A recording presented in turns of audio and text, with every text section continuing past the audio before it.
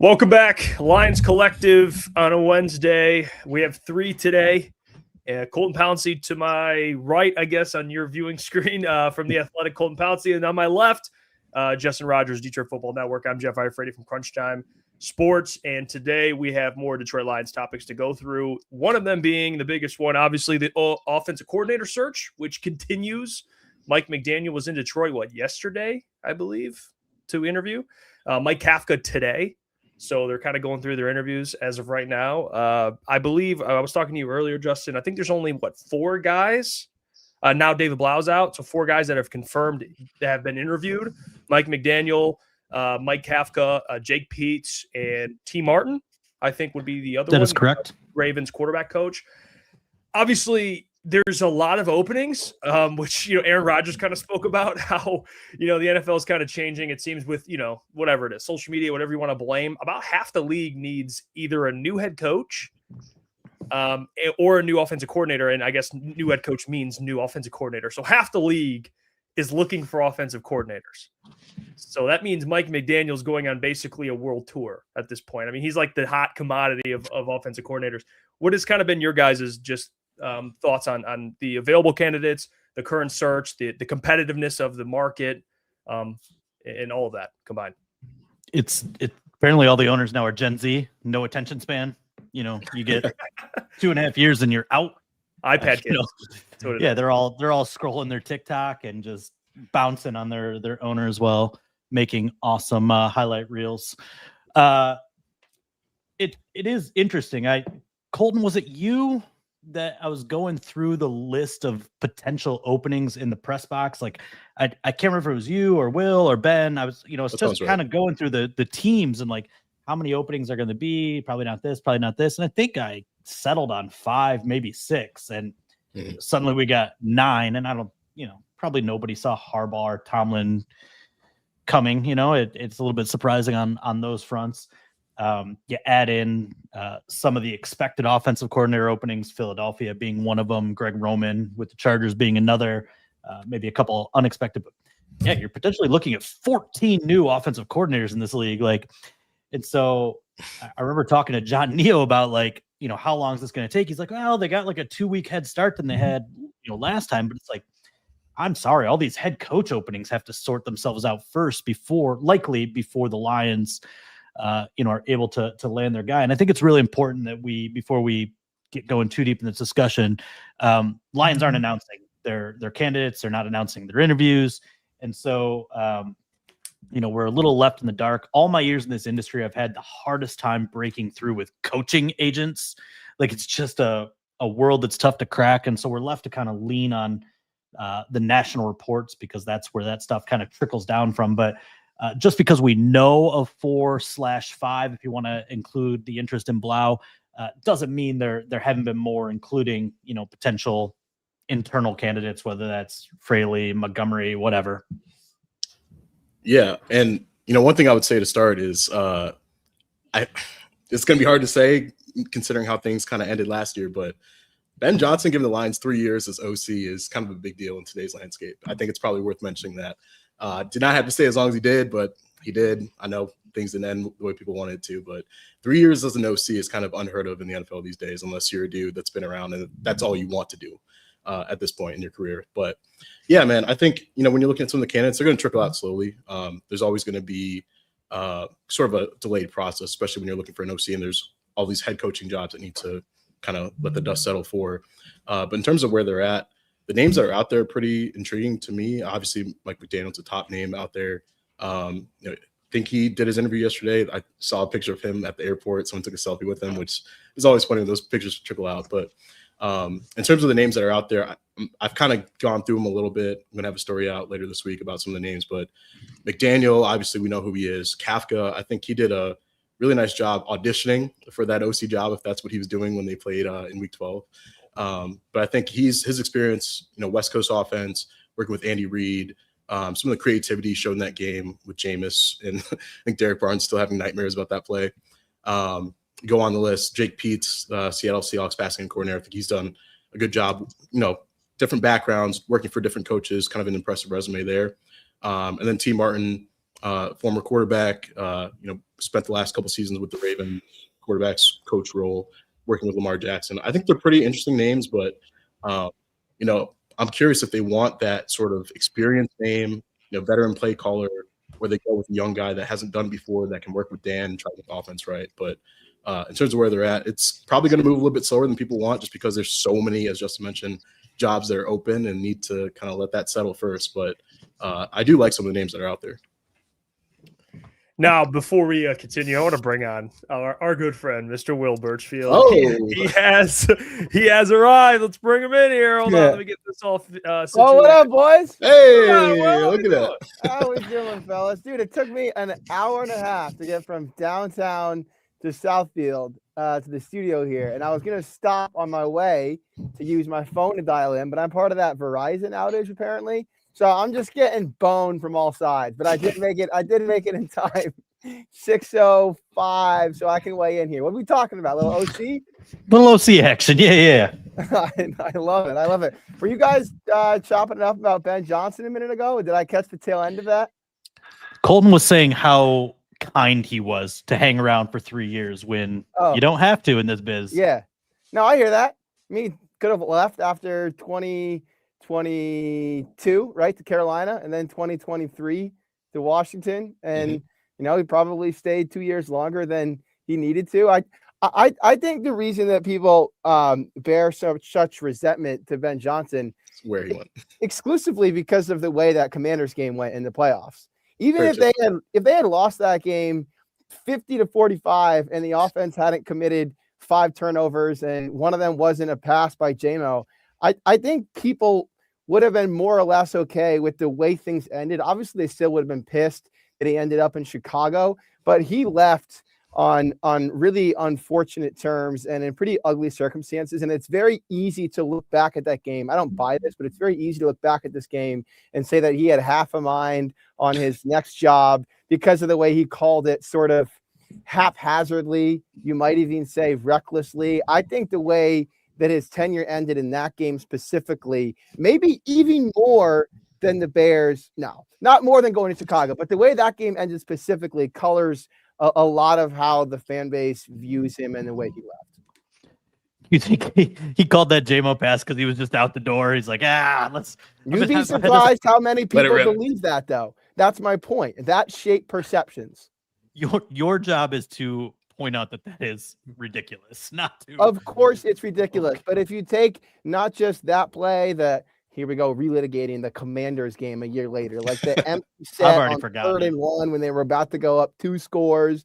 You can apply the reasoning that he called the game, again, I'll say haphazardly. And I think that influences the way people feel about Ben Johnson, because that was the last impression he made on this team and the fan base. Yeah, I feel that. And I'm on your side with that. It's just 31 points with 5 turnovers is pretty hard to do. I feel like he still did a good job, all things considered. But I understand that's how people are going to take Twitter. I'm not saying you're saying that. That's how Twitter is going to react to things like that. But he's killing Chicago, and the Lions are obviously in the market for another OC. So here we go again. Shout out Andy Isaac. I'm not saying it. People are saying it. Yeah, I agree with Robo in the chat. So sometimes I don't believe Twitter's a real place. It's hard. A lot of the things I hear on Twitter from random people, you never hear it in real life. It's the most random place. It's very, and I'm addicted to it. So I still go on Twitter. But I think what we were also talking about, Will, is the Mike McDaniel stuff, because, he interviewed with the Lions. Someone caught him walking. I saw that. Onto his dude, the guy is tripped out. I mean, this guy's flying spirit. I mean, with like a $5,000 fit. I don't know what's going on with Mike McDaniel. But yeah, he was catching a flight to Tennessee to Nashville. Take his I guess would be the next place he'd go to, I believe. So his interview wrapped up, but we were talking about how half the league roughly is going to be looking for an OC. So it's a very competitive market. What the Lions have going for them, though, and this is great news, is your job is a very attractive job compared to all the other ones. It's up there. I think we can agree, like the Eagles would be up there. I don't know we'll see what happens with AJ Brown. Maybe the locker room isn't as attractive, but the job is attractive. The Lions is up there. So that's what they have going for them, Will, but we were just talking about the competitiveness of the market with OC that are available. Yeah, I mean, there's a reason that McDaniel only scheduled the one OC interview in addition to the 4 head coaching jobs, and it sounds like now the Eagles will likely make that 2 OC interviews. It sounds like they have he and Brian Daboll as their top 2 candidates to fill their OC role. But I would agree, those are the 2 most attractive OC jobs on the market. I still think that Eagles job or that Eagles O-line is one of the better units in the league and better than the one the Lions have, certainly. And if I'm an potential OC, I'm looking at quarterback first and then O-line second. And you could argue that those 2 add up to more than what the Lions have here. But I mean, I said it last week, I'll say it again. I think the idea of Mike McDaniel stepping into this cast of weapons around this quarterback harkens back in a lot of ways to the offense that he was operating in 2022 and 2023 in Miami, when they were piling up points and hanging 30 and 40 on what felt like a weekly basis. No, I think it's a really good point, Will, and I keep going back to it. Like, McDaniel's first thing he might be checking is 40 times, right? Like that's what he's all about. And I think Gibbs and A-Chain are very similar backs. Obviously, A-Chain doesn't get the respect just because the Dolphins aren't as good. So some of his highlight plays get pushed aside, but obviously JMO is kind of somewhere between Waddle and Hill, probably closer to Waddle. But you add on to that and Amon-Ra St. Brown, you add on to that a Sam Laporta, and it's like I go back to John Morton's comment the first time we talked to him at the combine, like every day is Christmas, right? Kid in the candy store. Kid in the candy store. Yeah. I mean, like that's Christmas. That is like it's so easy to imagine and envision like a scheme, no matter what the scheme is, working with these assets. And obviously, like they've got some stuff to sort out with the offensive line, but a good coordinator can kind of operate around an average offensive line. And look, the Lions offensive line isn't the worst in the league. I know it felt that way going from best to middle of the pack, but they're still middle of the pack, and they have an all-pro offensive tackle. They have a very good left tackle if he sticks around, decent guards. Like there's a lot to work with. And so like, I just, obviously if McDaniel gets offered a head coaching job, he should take it. The pay, the prestige, the control is all there. But like, if it's OC, like it's gotta be Philadelphia and Detroit, and Philadelphia might frighten me a little bit just because they've gone through 5 OCs in 5 years. And maybe McDaniel doesn't need more than that. Maybe 1 year of good OC gets him bumped up to head coach like Kellen Moore, did over there. But I mean, Detroit is a very, very appealing job just with the personnel. And, they're going to invest in that line and kind of, start fixing some of those holes this offseason. Yeah, I do wonder how the perception of the line changes if Decker retires. I mean, if you go into next season with really Penei Sewell as your only proven offensive lineman, that's a pretty far cry from even a top 10 unit. I think personally that Tate Rowledge is going to grow into a Pro Bowler at guard, assuming they keep him there. That's where he wants to play. I think that's where they should play him. But this unit as a whole could look pretty different pending Decker's decision and then pending how they attack the center position, which brings me to, I think it's noteworthy that while the Dolphins offensive line might not have had this fierce, mean mugging perception, they did this year and last year develop a completely unknown center into a second team All-Pro. And I think that should matter to the Lions. That's applicable here. Aaron Brewer is a name that honestly I've only discovered because I've been kind of canvassing the league for potential centers to plug into here. And he was an undrafted player, I think out of Texas State, who spent his first 3 years, I want to say with Tennessee, and then signed a deal with Miami last year, and they plugged him in at center, and they found the right scheme for him anyways, and they have blossomed him into a top-tier center in the league. And so I'm not saying that McDaniel will potentially bring Brewer with him. Brewer's under contract through next season still. But, if the Dolphins end up in sell mode, A, maybe that is someone you call on. But B, maybe it foretells that, Mike McDaniel's scheme might be conducive to developing unheralded players at center. And that obviously would mean a lot to this team in particular. What I like about McDaniel is that he is a coach that can get the most out of his talent and squeezes every last ounce out of it. if you look at what he did in Miami, as you just mentioned, he really took whatever was at his disposal and made it work, whether it was Mostert, getting him to rush for 18 touchdowns. That was kind of insane. That was sort of like Jamal Williams and Ben Johnson a couple of years ago. Yeah. Not to discredit what those guys have done, but he really seems like a coach that can elevate the talent. And obviously, Detroit is not light on talent out here, so I think he'd be able to make it work. But, I really like his coaching schemes. Like, the thing that fascinates me about McDaniel is, I don't know if you guys listened to Play Callers podcast that my colleague at The Athletic, Jordan Rodriguez, kind of set up a couple years ago, talking to the Shanahan McVay guys.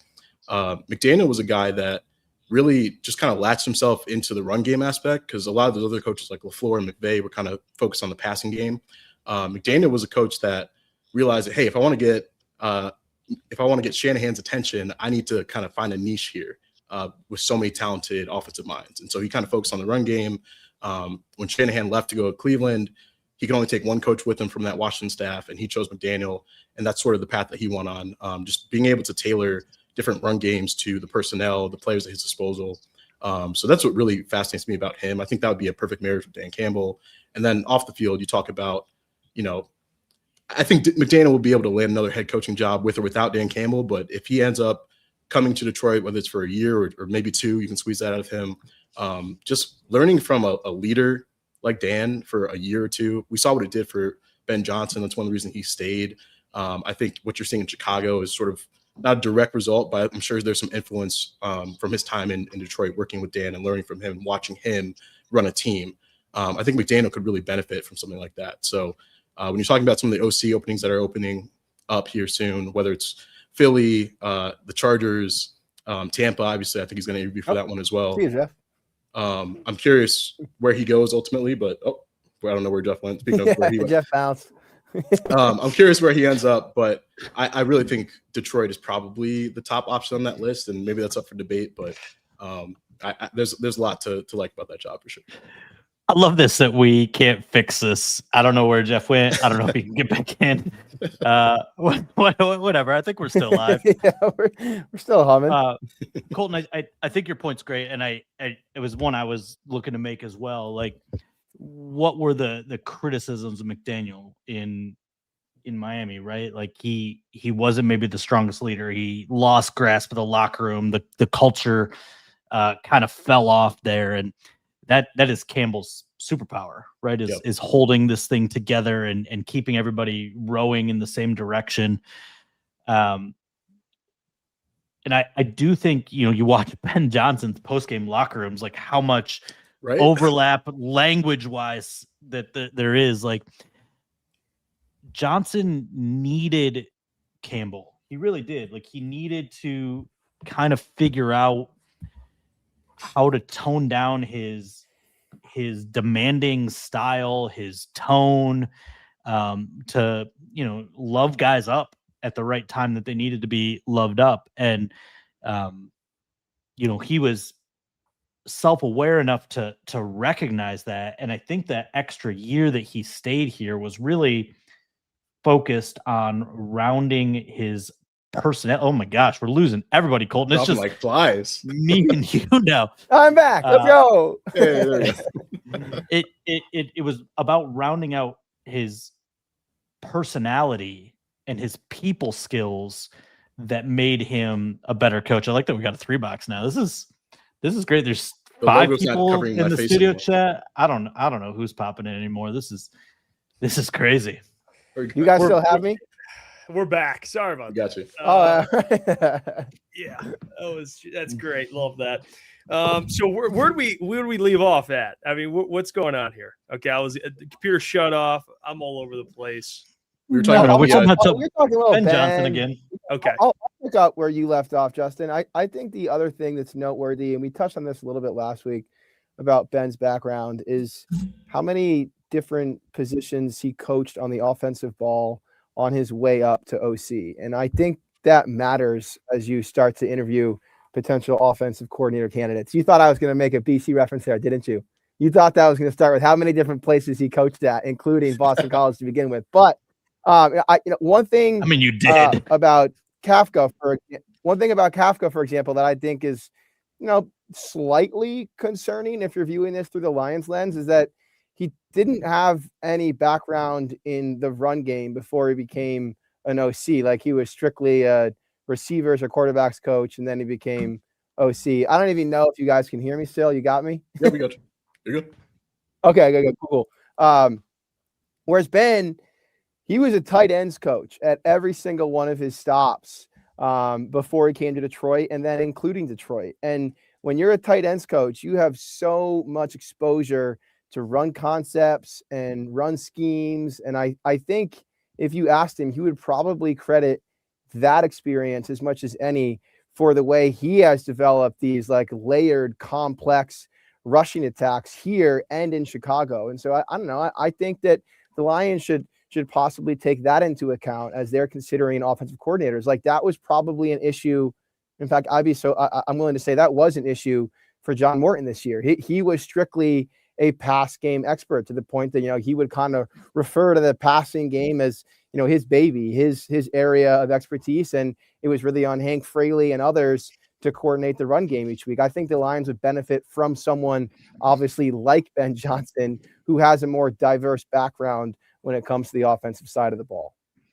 I think you're getting into maybe it's like any job, right? Like you put these credentials out that you want, and then in reality, like you're asking for pie in the sky. And as we're kind of reviewing these candidates, you find that there just aren't a lot of diverse backgrounds in terms of run game, pass game. Obviously, McDaniel is one of them, but I think more and more the path to OC is quarterback, pass game coordinator, like just because that's where the game has been at. And I recognize like now it's coming back to more of the run game, but there's just not a lot of offensive line coach, tight end coach opportunities out there. I know I pointed out one in my 15 coaches to watch, and that was the run game coordinator and tight ends coach in San Francisco, Brian Fleury, because I'm of the belief that anybody connected to Kyle Shanahan is worth talking to. But I'm big on Kafka. Like if McDaniels gets a head coaching job or he decides that Philadelphia is a better fit for him as an OC, like I'm really glad that the Lions did talk to Kafka. I think we undervalue Andy Reid at this point. Like we got so numb to his excellence, and he's 67 years old now, and he's been kind of replaced by these young fresh coordinators or coaches in McVay and Shanahan. But like Andy Reid is long been kind of on the forefront of offensive evolution. And what I really like about Kafka and that Andy Reid connection is it's a West Coast offense, and it's an evolved West Coast offense. And what people don't recognize, Ben's offense here is this combination of several different schemes. Mike Martz's digit system and Bill Lazor was involved, but at the heart of it is still the West Coast offense. And Jared Goff is very much a West Coast quarterback in terms of timing and precision and horizontal routes and crossers and digs and out routes. Like, and what I like about Kafka and what I appreciate about Kafka is coming from Andy Reid. Like Andy Reid definitely has this history of ignoring the run game or making it secondary. Well, Brian Daboll didn't. And I think Kafka evolved to match what his head coach needed. And I don't have the numbers in front of me, but I believe the Giants, even though they were kind of garbage this year, were a very good running team, right? Like he learned how to embrace the run, and he learned how to listen and evolve to ideas that weren't his own, which I think is always a great trait of human beings, let alone coaches, right? And so if that is your fallback plan, like that's a pretty good fallback plan. We've talked about it already. Like the audition tape that he had in the Giants-Lions game was a love letter to Dan Campbell unintentionally, right? Yeah. 39 runs, some deep shots, some fourth down tries, some trick plays. Like it was fun to watch for a team that had no business competing, missing its top running back, top receiver, quarterback. They took it to the Lions, and I have to imagine like that alone got his foot in the door with Dan Campbell, got him in the room to have the opportunity to potentially be coordinator of this team. Yeah. I mean, I think Kafka definitely showed a commitment to the run this year, and I think that matters as much as anything when you're considering candidates for OC here. The run numbers for the Giants were probably a little bit deceiving. Like, they piled up a bunch of yards because they also piled up a bunch of attempts. Again, that matters. I think they were second in the league in rushing attempts, and you wonder how many of those were Jackson Dart influenced. So they ended up, I believe, fourth or fifth in total yards. They were 18th, I think, in yards per attempt. So it wasn't the most efficient rushing attack, but it was certainly a committed rushing attack. And that definitely would hold some weight with Campbell. I think the other thing I'll say in favor of Kafka is that he had an interesting path with the Giants where he was OC and play caller, and then he was stripped of play calling duties, but remained OC. And then, unlike John Morton, was kept aboard and reinstalled as play caller the next season. And if you look at the years that he was calling plays for the offense versus those that he wasn't, the Giants offense was never great, but it was significantly better when he was calling plays. And, I go back to the 2022 season when they made that miraculous run to the divisional round of the playoffs. He took over an offense that was one of the worst in the league the year prior. And it was about league average that year. And it again had a top 5 rushing attack, which you can probably attribute a fair amount of to Daniel Jones and the threat of his legs. And then the next year is when Jones, I believe, tore his ACL. So he missed most of the year. The offense sunk to bottom 5 when like Tyrod Taylor was QB1. And the next year is when Brian Daboll, probably against his better judgment, stepped in and took over play calling duties himself. And the offense with the healthy Daniel Jones sunk back to like bottom 3 in the NFL. And it's telling to me that after that season, when Kafka was OC but not play caller and the offense was putrid, he still got head coaching interviews that offseason. He got 2 head coaching interviews that offseason. I think people around the league realized that he was a better mind than that Giants offense called by Brian Daboll reflected. And then he goes back to play calling duties this year. And again, the offense, despite missing, as Justin said, its top receiver, its top running back, and introducing a rookie quarterback who got injured himself, was back to league average. And you look at the pieces that he was working with, and I'd say that's pretty darn impressive. Yeah, to echo some of your points, Birchie, I reached out to a colleague at The Athletic, just trying to get some like insight on Kafka, and just mention a lot of things you did. And I'll read it. I won't name a name, but I'll read it. He said, so he came in here and was running Daboll's offense with some KC influence from Kafka. That went well in 22, but then in 2023, that was an overall disaster, and Daboll yo-yoed play calling duties. Then he stripped play calling duties in 24. He gave play calling duties back to Kafka this season. Kafka continued to call plays when he was interim OC for 7 games. As you can tell, it's been a mess here. I think him existing in that turmoil shows that he's definitely a solid personality to have on staff. Definitely won't rock the boat. I don't think he'll reinvent the wheel offensively, but they had a decent scheme, and you saw the trick plays when they played this season.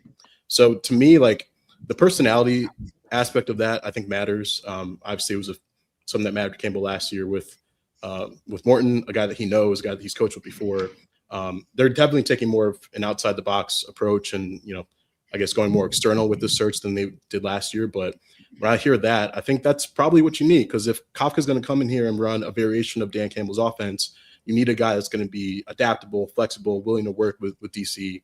Unless it's more of an experienced guy like McDaniel. I think Dan would let him run his own offense there. But if you're a guy like Kafka trying to still, leave your mark in this league, I think you have to be able to work with the coach. And if that's what Dan wants, if he goes with that, if he goes with Kafka for a role like this, I think his ability to adapt and be flexible, and if you can survive Brian Daboll, I think you will be just fine with Dan Campbell, personality-wise. So I do think that's an important thing to note out as we're kind of talking about some of these candidates. I think Dan would let McDaniel run his own offense with the caveat of you need to run the ball more, sure. Right? And maybe that just naturally happens. But something I want to emphasize here that I think is really important with the OC is I think they need somebody smart. And maybe that goes without saying, like all OCs, like at some level, have a higher football IQ than anybody in this room, anybody in the chat. Like it's not an easy world to coordinate an NFL offense, but like you need somebody smart enough to speak your quarterback's language. Because if your quarterback doesn't think you're as smart as him, it's just going to not work. And Jared Goff needs somebody to kind of push him to be his intellectual equal. I think that's why it worked so well with Ben Johnson and in some ways didn't work with John Morton. You know, I'm not calling John Morton dumb, but like he was a worker bee, right? He was more of a grinder, and that was his reputation. Nobody shied away from that, but like his work ethic trumped his raw genius, if you will. And I think you're looking for that super smart coordinator. And where did Mike McDaniel go to school? Yale. Smart. Where, yes, Yuckla. Where did Kafka go to school? Northwestern. Like, these are smart dudes that will push your quarterback and kind of challenge him to see the game differently, but also be able to like see the game through the same eyes. And I think Goff needs that and thrives in that environment. And so, you know, it's why I see both of those as really, really strong candidates. Yeah, let's take a quick break. I want to tell you about our friends over at Sleeper, but before we do, you have to hear about them. We'll see you in 30 seconds. Sleeper is the #1 fantasy sports app. It pays to know sports. Pick more or less on top players. Your first pick is on us, so start winning now. Play in Texas, Georgia, Minnesota, and 27 more states. Pick anytime across all sports, pregame or live. Over 10 million players are already on Sleeper. Make your picks count. Score up to 1,000 times your cash. Join today. Get up to $100 credit using code HMA. Call your shot on Sleeper. Download now.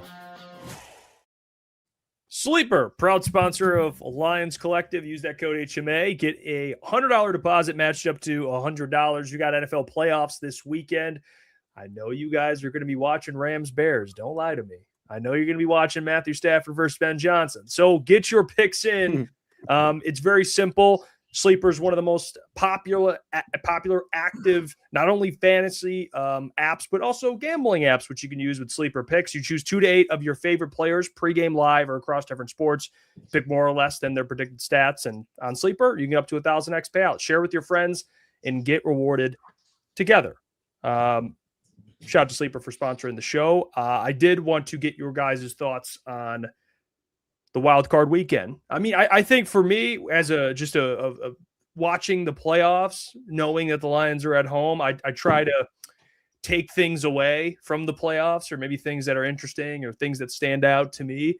I think the biggest thing that I took away from the weekend is just reiterating the importance of coaching. I think it matters.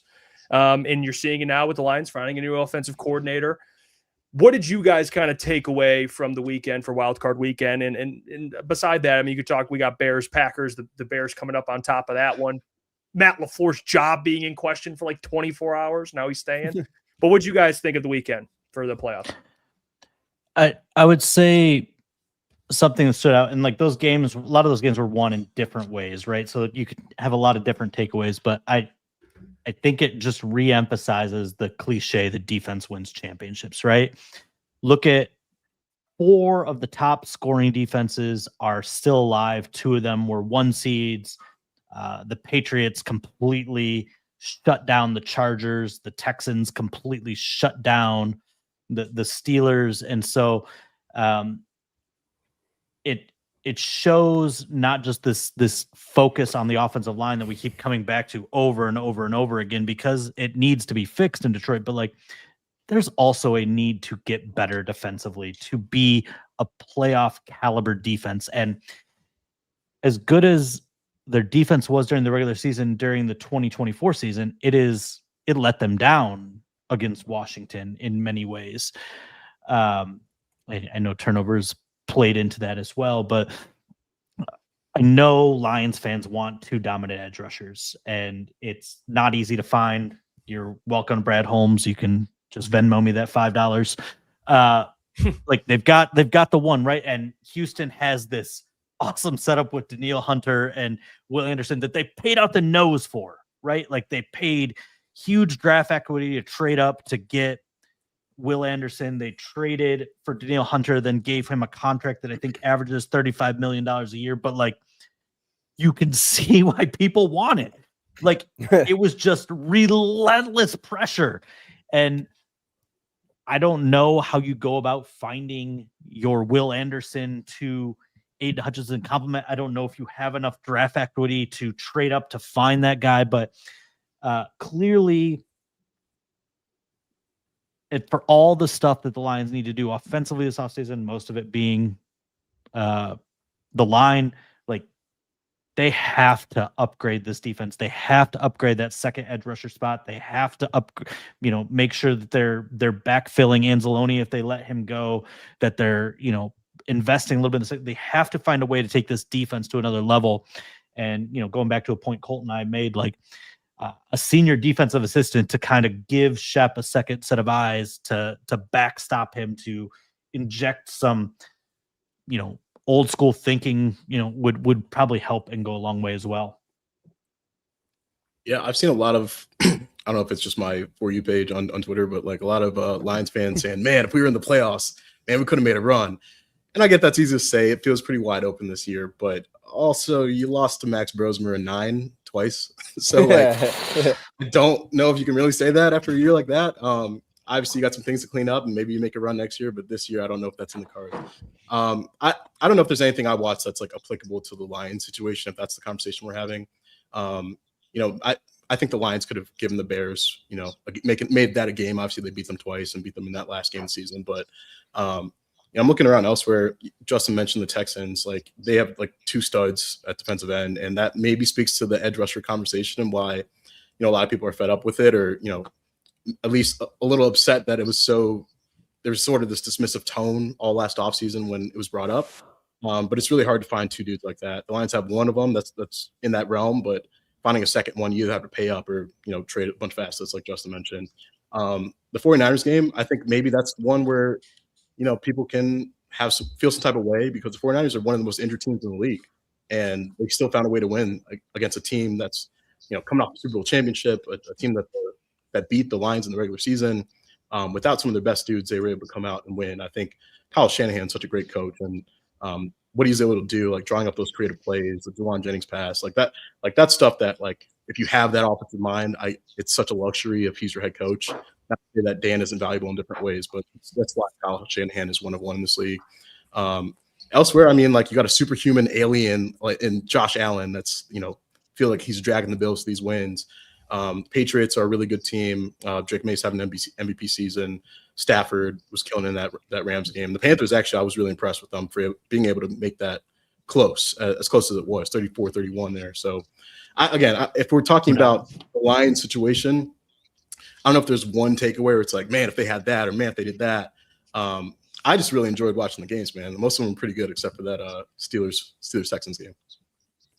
Bro, we've been blessed with good NFL games and good college games. The college playoff games have been overall pretty damn good. So once we got out of the first round, we all worked on things. Yeah, but we all work on Thanksgiving. I just want to express a little thanks for getting some good football the last couple weeks. Thank you. Yeah, no, definitely. Watching the NFC games on Saturday, the Rams first and then the Bears second, feel like both were confirmation of what we thought we knew about Matthew Stafford, which is that if you give him the ball back with a chance to win the game and 2 minutes on the clock, he's going to do it. Like, that was maybe the most impressive and least surprising part of the weekend when he had a chance to go and lead his team to victory there.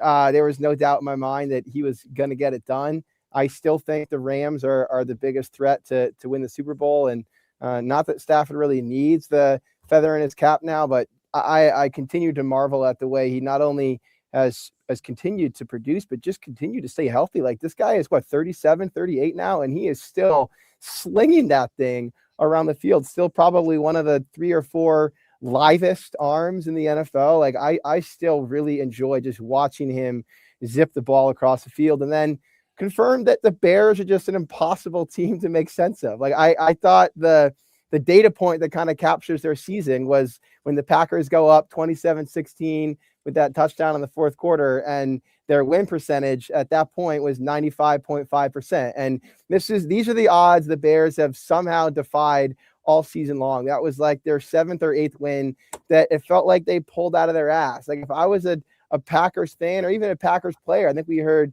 their safety, Javon Bullard, say after the game, like, I don't know how we lost, like they weren't better than us. And it felt like watching that game that they weren't. Like the Packers, for the most part, were the better team in that game. And then you get into this fourth quarter and Caleb Williams can make, that insane play on 4th and 10 to extend the game. And the defense under Dennis Allen just enough. And once they start hanging around, you're like, oh my God, they're going to win this freaking game.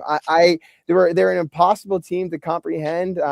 Usually they only win those games and they get a flurry of turnovers on defense. That really wasn't even the case, unless you want to count maybe the missed field goal and the missed extra point as gifts. But a team that defies logic, but with each game they win, obviously the chances rise that they could actually be playing in the Super Bowl in 3 weeks, which is just so hard to fathom. To echo your point, Colton, the 49ers and Kyle Shanahan and Robert Saleh are a marvel. And I think it was Jeff that you said as we led this conversation off, like the weekend emphasized the importance of experienced and competent play callers. And the 49ers are the epitome of that. Like if you really wanted to make the case, you could, that they are doing what the Lions would have to do without Aiden Hutchinson, Jack Campbell, Sam Laporta, Jameson Williams, Ricky Pearsall, mind you, is on pace for an 1,000-yard season before his injury, Jared Goff for basically half of the season. And then I wouldn't go this far, but they did consider Brandon Ayuk their number one receiver. So if you really wanted to hammer home the point, you could say also without Amon-Ra St. Brown. Without St. Brown, J-Mo, Jared Goff for half a year, Sam Laporta now, Jack Campbell, and Aiden Hutchinson, the Lions would be playing for a spot in the NFC Championship. That blows my mind. I think that is a heavier dose of attrition than even they themselves suffered last year. And watching that game on Sunday, I just gained even more respect for Kyle Shanahan calling the plays on offense and Robert Saleh just holding that thing together on defense. Like Eric Hendricks, who is still in the league and signed with the 49ers like a week ago or a month ago or something, makes the clinching play in that game on a play that probably was Fred Warner's responsibility when the season began. But all respect in the world to the 49ers for pulling through the way they have. Did you catch the Stafford in the huddle quote from Devontae Adams, Will? No, what was it? Dude, they get out there for the 2-minute drive and he just looks at the huddle like, hey, let's go take their hearts. Yeah, it's like classic, man. I think he said that on his first run with the Rams. He was like, there's nothing better than sucking the soul out of someone. I was like, God damn, this guy's a killer. Yeah. Adam's like, I ain't ever heard shit like that before in my life. He's like, it fires you up, but like, I'm just curious, like, I mean, obviously we're semi-neutral here, but like we got no dog in the race. Like, is there anything you're hoping to see, you're rooting for in these playoffs with the remaining, 8 teams?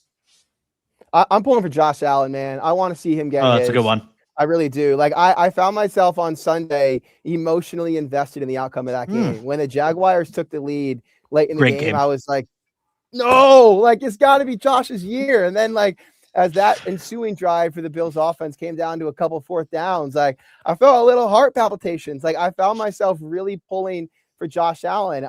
I just love to see all-time players achieve all-time success. And I think as a fan of this game, it would be a deep shame if someone like Josh Allen never found his way to the mountaintop. And also root for a city like Buffalo that I think has some parallels to a city like Detroit in that their civic pride, this is true of Detroit and Buffalo, is tied inextricably to its sports teams. Like compare that to a city like LA or a city like Miami, heck, even a city like New York, where a lot of times your sports teams are diversions, or they're side events. But in cities like Buffalo and Detroit, like we really depend on them for our sense of self. And so I root for Buffalo to succeed. Obviously they were tortured when they lost 4 straight Super Bowls. And I root for Josh Allen as kind of a titan in this game to get what I think he deserves. I said it last year when the Lions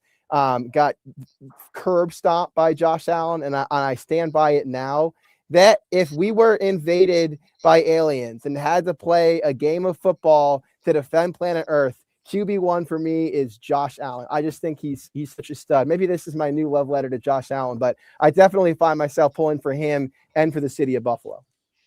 I feel like the coolest matchup remaining would probably be Bills Rams if we're talking like Super Bowl potential matchups. Yeah. I think that'd be awesome for a lot of the reasons you just mentioned with Josh Allen. Stafford, I think winning a second Super Bowl. I don't know if he's going to get MVP. Seems like might be 50-50, maybe leaning more towards Drake May. But in terms of his Hall of Fame candidacy, now a second Super Bowl would really kind of cement that for him. I think he's in regardless, but I know that's a debate. Yeah. A second one is undeniable at that point. Yeah. In terms of like cool stories, though, and I know this wouldn't be like a sexy team to make it, but the 49ers, we just mentioned Kyle Shanahan, if they somehow knock off the number 1 seed, then you get into the NFC Championship game, and maybe Fred Warner comes back, and they somehow get to the Super Bowl. That'd be so cool with the season they've had. They're sort of the underdogs left in the NFC. Doubt. So I think that it'd be really cool if they can make a run too. But I'm with you. The Bills and Josh Allen winning one without Lamar. Gotta Patrick do Mahomes it. to go through. Like this feels like Joe the year. Burrow, like come on, Now or man. never. Joe Burrow. Yeah, it's now or never for him, man. So that's where I'm at. Are you saying asterisk? Is that what I'm hearing? Hey, he beat all those guys in the regular season, I'm pretty sure. All right. Yeah. All That's right. part of the reason they're not here. No votes for Ben Johnson. Got it. Maybe next year. I feel all of what you're saying about Buffalo. NFC, I want Sam Darnold to erase the narratives about that guy. Like, he's gone through it, right? Like, he's the dude crawling through the tunnel of shit in Shawshank Redemption to get out to the other side. And I think, everybody Dufresne. you saw the signing in Seattle and you're like, okay, like whatever, maybe mild upgrade from Geno, and he's been really good this year. And I know he had a lot of picks, but I still contend maybe Seattle's maybe the most complete team in the playoffs, and really finished strong. And I know Darnold completely pooped the bed at the end of last season, both the Detroit season finale, then the Rams playoff game. So I would like to see him get some redemption for the career that he's had, the trials and tribulations. I would love to see a Seattle Buffalo Super Bowl, and I would feel good narratively about either one of those teams winning. Yeah, I think it's pretty impressive what the Seahawks have done in back-to-back seasons with Geno Smith at quarterback last year, and now Sam Darnold.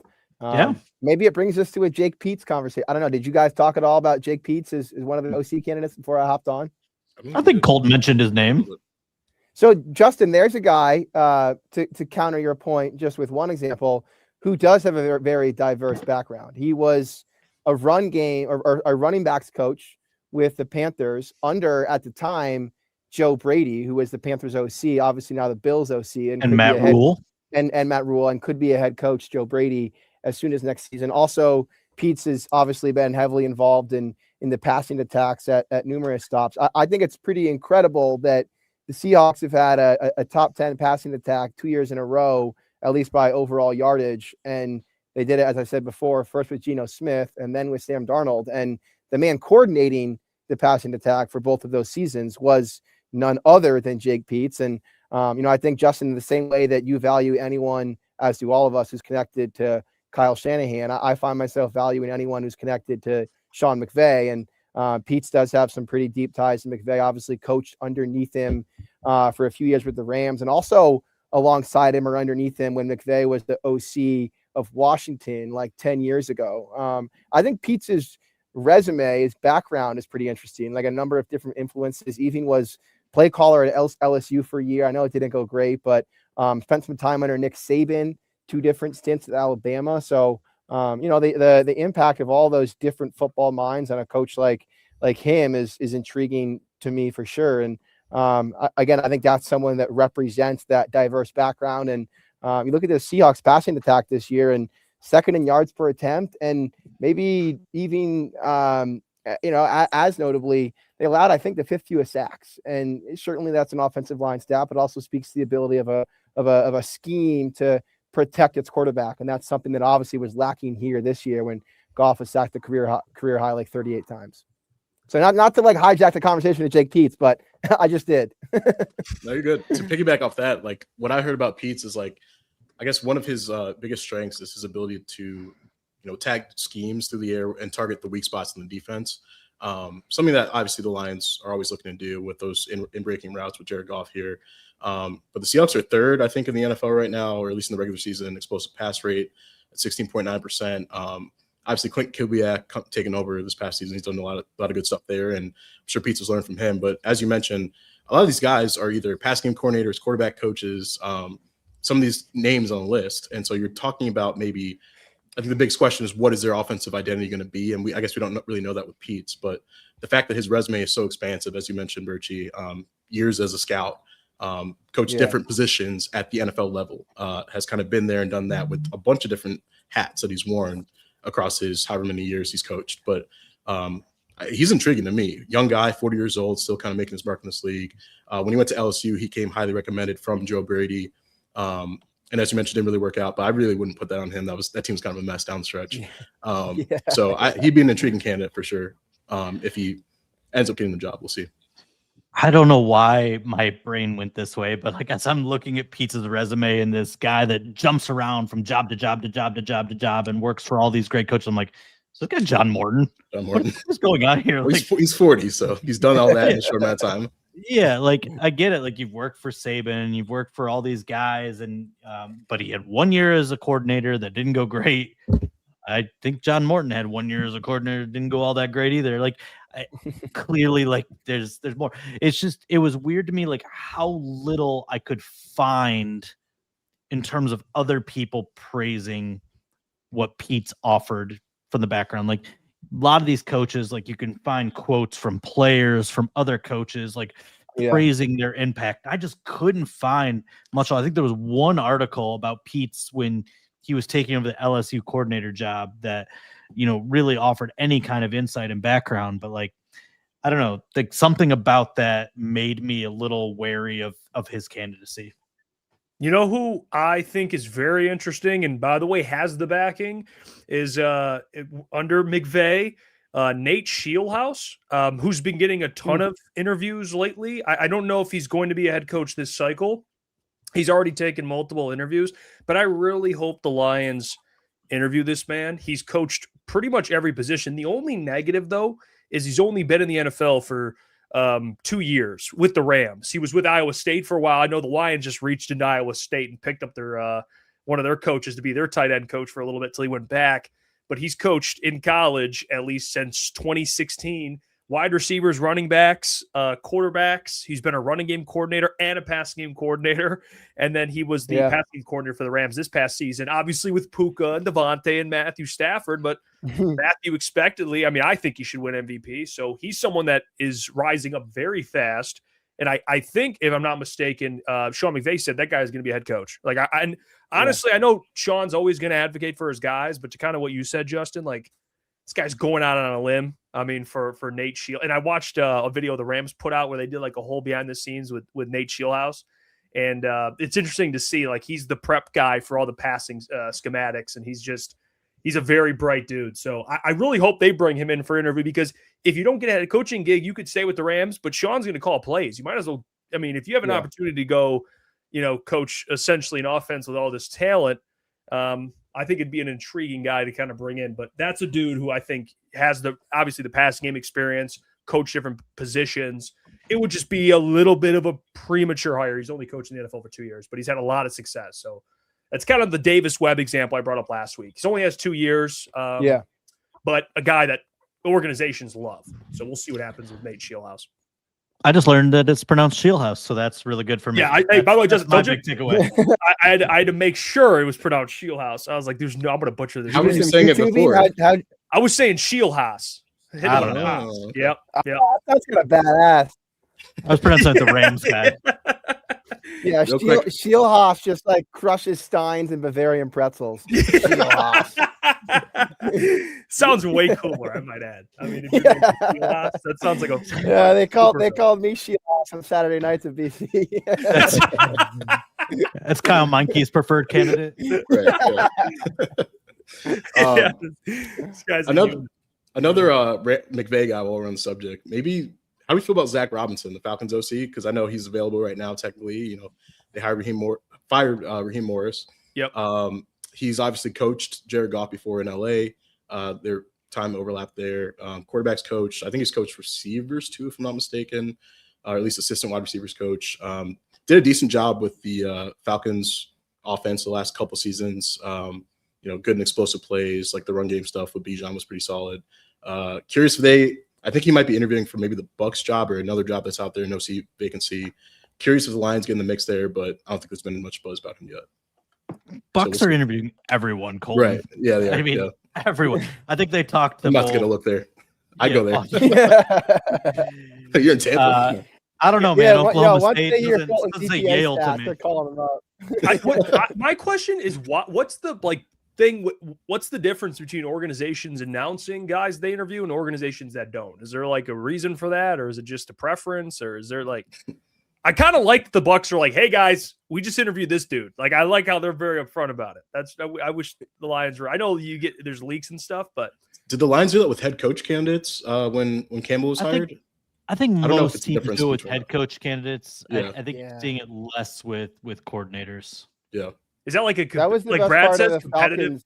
disadvantage? I don't know. Like, what is that? Yeah, I don't know. Some secrecy. The Lions do try to keep things in house, so maybe Yeah. that's part of it. But Yeah. I'm not sure. That was the best part of the Falcons announcing their candidates for president of football when everyone knew they were just hiring Matt Ryan. Like, Yeah, they would announce you one, created that job. and then they would be like, "Have you interviewed Matt Ryan to be Matt Ryan yet?" Let's just get this over with. Hey, look at old Jack says, "What's stopping us from interviewing Tanner Ekstrand?" I mean, he's got a point. His current title. I You guess. guys Yeah. want the guy. We wanted the guy so bad. I mean, you can bring him back. Ended terribly with the Jets. That was terrible. That's a tough first gig, by the way. That's why, like, I think job selection, you got to be very sure in general. Because so what Ben did, hindsight, I do respect the hell out of it because he got, even the Lions fans hate it, his ideal job with the number one overall quarterback in the Chicago Bears with a boatload of money. But yeah, no one wants to go to the Jets, man. AG's the only dude. I mean, Dante Moore doesn't want to go for sure. That's why. Hell no. Yeah. Good point. He's like, dude, screw that. Make a Don't couple blame him. million to come back. Yeah. But there's our we'll do it this week. We kind of did our dog and pony show brewing our pick of the week, offensive coordinator pick of the week. We'll get to the all pro stuff. We can talk more about that next week. But for everyone tuning in, hit the like button on the stream. Subscribe if you haven't already. I think we're like 20 subs away, roughly, I believe, from like 3,000. So we're on our way. So keep showing support. We'll be live next week. Appreciate you all. Enjoy the playoffs. Until then, we'll catch you. Peace.